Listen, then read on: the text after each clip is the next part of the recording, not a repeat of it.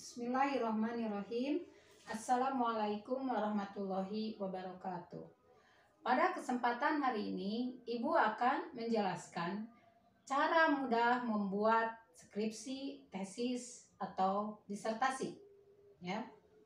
Nah, sebelumnya Ibu sudah menjelaskan bagaimana cara mudah membuat bab 1, bab 2, bab 3, bab 4. Karena karya ilmiah itu harus sistematikanya harus runut, harus nyambung. Dari mulai bab 1, bab 2, bab 3, bab 4 sampai bab 5 itu harus nyambung, ya, seperti itu. Nah, Ibu juga akan di sini akan memberikan contoh judul, ya, karena sekarang sedang masa pandemi, ya, pandemi Covid. Ibu akan memberi contoh judul adalah dampak pembelajaran daring di masa pandemi COVID-19 terhadap prestasi belajar siswa. Nah, ini dibatasi, silakan mau di mana, studi kasus di daerah mana silakan, ya, di SMP, di SMA, di MTS, di Alia, perguruan tinggi mana silakan, ya, itu di apa istilahnya dibatasi, ya. Kalau tidak dibatasi kan terlalu luas, waktunya juga terlalu lama dan memerlukan biaya yang sangat besar. Nah, ini bab 5 ini itu berisi tentang simpulan dan saran. Apa yang harus disimpulkan? Ya, yaitu apa istilahnya? Coba lihat yang ada di rumusan masalah dengan tujuan penelitian. Nah, itu harus nyambung, ya. Contohnya untuk rumusan masalahnya adalah bagaimana proses belajar mengajar daring dilangsungkan pada masa pandemi COVID-19 terhadap prestasi belajar siswa. Nah, tujuan penelitiannya adalah untuk mengetahui bagaimana proses belajar mengajar daring dilangsungkan pada masa pandemi COVID-19 terhadap prestasi belajar siswa. Nah, tentunya di sini adalah dalam simpulannya, contohnya, ya, proses belajar mengajar daring pada masa pandemi COVID-19 di SMP, SMA, atau MTS, Madrasah Alia, atau perguruan tinggi apa silahkan. Ini dilangsungkan dengan cara seperti apa? Contohnya adalah dengan cara penugasan. Tapi perlu diperhatikan juga dalam penugasan ini. Jangan semua guru, jangan semua dosen memberikan tugas dalam waktu yang bersamaan. Ya, yang kasihan peserta didiknya, yang kasihan adalah juga mahasiswanya. Jadi harus dipertimbangkan juga aspek psikologisnya seperti itu dalam memberikan penugasan. Yang kedua adalah pemutaran video, ya. Ini bisa dilakukan ini pada masa pembelajaran pandemi Covid ini, ya. Ini dengan berbagai macam cara ini, ya. Lalu menggunakan Google Classroom, ya, atau juga bisa menggunakan Zoom Meeting, WA, dan lain sebagainya, ya, seperti itu. Jadi proses belajar mengajar daring pada masa pandemi COVID-19 ini apa isinya dilangsungkan dengan cara memberi penugasan, pemutaran video, Google Classroom, Zoom Meeting. Bagaimana ini prestasinya ini? Dengan cara diberi tugas, dengan pemutaran video, dengan menggunakan Google Classroom, dengan Zoom Meeting, dengan WA, apakah semakin baik enggak prestasinya atau enggak? Kan seperti itu, ya. Apakah dengan penugasan, pemutaran video, Google Classroom, Zoom Meeting ini anak tambah semangat belajar enggak? Bagaimana nilainya? Kan seperti itu, ya. Yang kedua, apa sajakah faktor yang mempengaruhi prestasi belajar siswa di masa pandemi COVID-19, ya? Di masa pandemi COVID-19. Nah, ini rumusan masalah. Tujuannya adalah untuk mengetahui, ya, apa sajakah faktor yang mempengaruhi prestasi belajar siswa di masa pandemi COVID-19, ya. Di sekolah mana, ya, contohnya, atau di kampus mana silahkan. Nah, tentu yang mempengaruhi belajar itu kan ada dua, ya, faktor intrinsik yang dari dalam diri siswa itu sendiri atau peserta didik itu sendiri, di dalam diri mahasiswa itu sendiri. Walaupun ini masa pandemi COVID-19, tapi kalau memiliki faktor intrinsik yang bagus ya, IQ-nya bagus, semangat belajarnya bagus, ini tidak jadi masalah, tidak jadi kendala.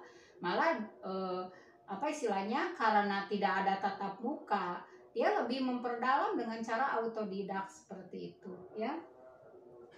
Nah, ini yang keduanya adalah faktor ekstrinsiknya ya, faktor dari luar. Faktor dari luar ini banyak yang mempengaruhi prestasi belajar siswa ini.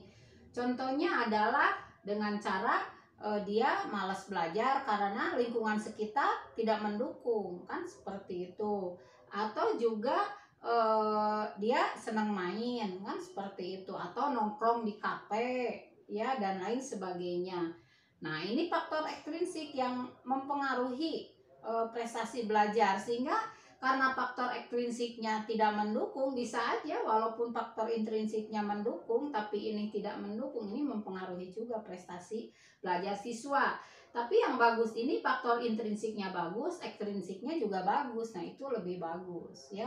Atau mungkin intrinsiknya kurang begitu bagus, tapi teman-temannya, orang tuanya, lingkungan di sekitarnya juga adalah memotivasi untuk mau belajar. Nah, bisa aja dia berprestasi. Jadi ada dua faktor, intrinsik dan ekstrinsik. Kalau intrinsiknya bagus, apapun keadaan ya didukung oleh faktor ekstrinsik, itu tidak jadi masalah, kan seperti itu. Orang tuanya terus mensupport ya, jadi tidak acuh, tidak apa istilahnya ya, perhatian terhadap anak gitu, sehingga kesulitannya juga adalah bisa diminimalisir, kan seperti itu. Jadi tetap ini harus ada kerjasama ya antara peserta didik, orang tua, atau juga lingkungan masyarakat atau lembaga pendidikan. Ya, itu harus ada kerjasama di antara elemen-elemen tersebut, kan seperti itu. Nah, yang ketiganya adalah apa dampak positif pembelajaran daring di masa pandemi COVID-19 terhadap prestasi belajar siswa. Ini rumusan masalahnya. Tujuan penelitiannya adalah untuk mengetahui dampak positif pembelajaran daring di masa pandemi COVID-19 terhadap prestasi belajar siswa. Nah, contoh dampak positif pembelajaran daring di masa pandemi COVID-19 terhadap prestasi belajar siswa di sekolah madrasah sanawiyah atau madrasah aliyah atau SMP atau SMA atau perguruan tinggi. Ini adalah contohnya. Pertama adalah dengan apa dampak positif tersebut ya, dampak positif pembelajaran daring di masa pandemi COVID-19 terhadap prestasi belajar siswa ini. Satu adalah siswa bisa lebih menguasai IT ya, sehingga dengan lebih menguasai IT akses apa istilahnya untuk memperoleh pengetahuan bisa lebih mudah seperti itu. Sehingga dengan mudahnya mengakses berbagai macam ilmu pengetahuan yang menunjang terhadap proses pembelajaran, tetap aja masih bisa berprestasi, kan seperti itu. Yang kedua, waktu pengerjaannya lebih fleksibel. Ini biasanya antara guru, antara dosen itu atau sekolah atau kampus itu kan bisa dikomunikasikan, kan seperti itu. Terus adanya juga efisiensi dan efektivitas ini dalam apa sih dalam melakukan kontak dan komunikasi terhadap peserta didik ya, atau terhadap siswa atau terhadap mahasiswa ya. Jadi komunikasi, kontak dan komunikasi itu bisa lebih efektif dan efisien seperti itu. Nah, itu dampak positifnya ya. Jadi dalam dampak itu selalu ada positif dan ada juga negatif, kan seperti itu ya. Nah, lalu yang keempatnya itu adalah contohnya untuk rumusan masalahnya. Apa dampak negatif pembelajaran daring di masa pandemi COVID-19 terhadap prestasi belajar siswa? Nah, rumusan masalahnya. Tujuannya adalah untuk mengetahui apa dampak negatif pembelajaran daring di masa pandemi COVID-19 terhadap prestasi belajar siswa. Dampak negatif pembelajaran daring di masa pandemi COVID-19 terhadap prestasi belajar siswa di sekolah apa? atau di perguruan tinggi apa adalah satu, semakin mempersulit siswa atau mahasiswa yang tidak atau sulit tersambung dengan akses internet. Nah, itu akan semakin mempersulit, kan seperti itu. Nah, lalu yang keduanya adalah semakin mempersulit siswa atau mahasiswa yang tidak mendapatkan bimbingan dan pengarahan dari orang tuanya, khususnya anak-anak SMA ke bawah itu tetap harus mendapatkan bimbingan dan pengawasan orang tua dalam masalah belajarnya. Kalau orang tuanya sibuk bekerja, orang tuanya tidak care, otomatis kesulitan itu akan dihadapi sendiri oleh peserta didik, oleh siswa, ya seperti itu. Nah, sehingga kesulitan-kesulitan yang tidak bisa diselesaikan, tidak ada solusinya juga akan berdampak lain. Banyak peserta didik yang stres, ya, tidak menutup kemungkinan bisa jadi gila atau juga bisa bunuh diri, kan seperti itu. Itu dampak negatifnya. Banyak sekali sebenarnya dampak negatifnya. Ibu hanya memberikan contoh saja, kan seperti itu, ya. Nah, ini dampak negatif, kan seperti itu. Nah, bisa digali lagi dampak negatifnya apa, kan seperti itu. Contohnya dengan pembelajaran daring ini pengeluaran orang tua menjadi orang tua siswa ini menjadi bertambah, harus beli kuota dan lain sebagainya. Sementara pendapatan orang tuanya tidak bertambah, otomatis itu juga akan menimbulkan konflik antara orang tua dengan anaknya, sehingga peserta didik itu tidak fokus dalam belajarnya. Otomatis kalau tidak fokus dalam belajarnya, itu prestasi itu kurang berhasil, seperti itu. Sebenarnya dampaknya itu sangat luas sekali, seperti itu. Atau juga keluarga jadi disharmonis, kan, ibu bapak bertengkar terus karena di PHK atau tidak mendapatkan penghasilan, itu juga akan berdampak terhadap psikologis anak, terhadap psikologi peserta didik, sehingga dia tidak fokus belajarnya, maka prestasinya juga jangan diharap berhasil dengan baik.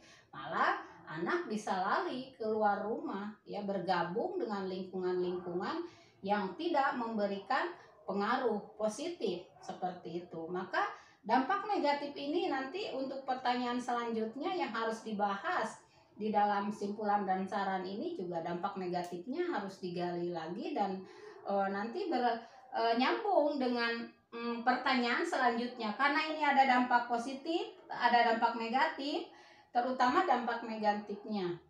Otomatis bagaimana ini dalam rumusan masalah dari judul ini, ya, dampak pembelajaran daring di masa pandemi COVID-19 terhadap prestasi belajar siswa ini adalah bagaimana upaya yang dilakukan dalam pembelajaran daring di masa pandemi COVID-19 terhadap prestasi belajar siswa, ya.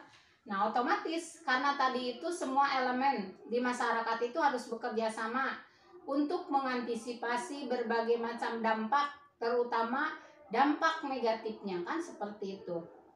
Nah, pertama harus bekerja sama dengan pemerintah setempat. Jadi upaya yang dilakukan dalam pembelajaran daring di masa pandemi COVID-19 terhadap prestasi belajar siswa di sekolah titik-titik, ya, ini dilakukan, contohnya upayanya yaitu bekerja sama dengan pemerintah setempat, ya. Jadi bagaimana ini, apa istilahnya, dirembukkan, dimusyawarahkan, ini bagaimana ini kondisinya seperti ini, kan. Pihak sekolah bekerja sama dengan masyarakat setempat atau dengan pemerintah setempat, tokoh masyarakat. Di sana ada agen-agen sosialisasi yang harus bekerja sama untuk mencarikan solusi dari dampaknya, terutama dampak negatif. Jadi pertama adalah bekerja sama dengan pemerintah setempat. Contohnya kalau ada anak yang tidak memiliki kuota atau apa istilahnya internetnya kurang bagus, maka pemerintah setempat menyediakan, kan seperti itu, ya. Nah, yang kedua adalah bekerja sama dengan Satgas COVID-19. Tetap ini protokol kesehatan ini harus dipatuhi, harus bekerja sama. Sebab kalau ada apa-apa, nah ini juga kalau tidak diketahui oleh Satgas COVID, ternyata terjadi sesuatu yang tidak diinginkan, ya itu kan bisa disalahkan sekolah tersebut kan, seperti itu ya. Lalu yang ketiga adalah menciptakan suasana belajar yang menyenangkan. Nah, jadi belajar yang menyenangkan ini juga sangat dibutuhkan. Jadi dalam masa pandemi COVID-19 ini, supaya apa? Mengurangi, meminimalisir dampak negatif ya. Jangan sampai banyak anak yang stres, jangan sampai banyak peserta didik yang lari keluar rumah, jangan sampai peserta didik itu menjadi gila dan lain sebagainya. Jadi belajarnya itu harus menyenangkan ya, harus rileks saja, jangan terlalu banyak tekanan-tekanan. Jadi bagaimana menciptakan learning is fun, kan seperti itu. Jadi tidak banyak tekanan. Jadi yang kelima ini adalah upaya yang dilakukan dalam pembelajaran daring di masa pandemi COVID-19 terhadap prestasi belajar siswa silahkan di sekolah mana atau di perguruan tinggi mana. Di antaranya dilakukan dengan satu, bekerja sama dengan pemerintah setempat. Yang kedua, bekerja sama dengan Satgas COVID-19. Nanti bisa diurai lebih jauh lagi ya, karena di video ini terbatas kan waktunya kan, seperti itu. Lalu bisa menciptakan suasana belajar yang menyenangkan. Ini simpulan-simpulannya. Kemudian dari jawaban-jawaban ini ya, berdasarkan hasil riset, kajian teori ya, kemudian sesudah dianalisis, oh ternyata hasilnya seperti ini contohnya. Nah, kemudian sesudah simpulan ini ada saran apa yang diinikan, contohnya ada yang diberikan, yang harus disampaikan. Contohnya sarannya adalah untuk pemerintah setempat harus bagaimana, kan seperti itu, supaya permasalahan yang terjadi terhadap peserta didik atau terhadap siswa atau terhadap mahasiswa bisa diatasi. Sarannya terhadap pemerintah setempat harus bagaimana, silahkan ya dikembangkan lagi. Kemudian saran untuk dunia pendidikan yang menyelenggarakan pendidikan, itu apa saja yang disarankannya? Contohnya hendaknya ya tadi diantaranya pembelajaran dilakukan dengan cara menyenangkan. Pembelajaran yang menyenangkan itu seperti apa? Diantaranya ya tidak banyak tekanan.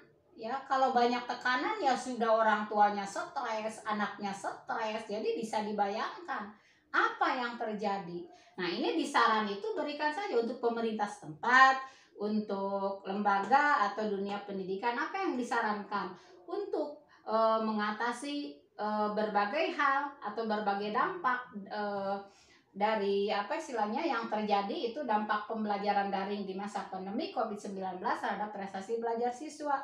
Nah, harus bisa diatasi dampaknya itu, seperti itu ya. Dan siswa tetap berprestasi walaupun pembelajaran dilakukan secara daring, seperti itu ya. Jadi bab 5 ini juga sangat mudah. Antara bab 1, bab 2, bab 3, bab 4 harus nyambung, seperti itu ya. Nah, karena sebelumnya kan sudah dibahas bagaimana cara membuat bab 1, bagaimana cara membuat bab 3, bagaimana cara membuat bab 4, dan bagaimana sekarang itu cara membuat bab 5. Ternyata tidak susah, ternyata tidak sulit. Yang sulit itu adalah memulainya ya. Jadi mudah-mudahan yang S1 ya cepat jadi sarjana, yang S2-nya cepat jadi master, yang S3-nya cepat jadi doktor.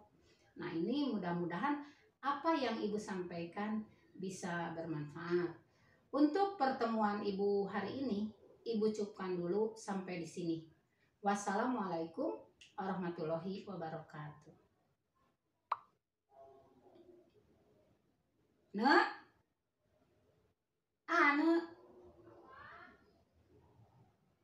Coba.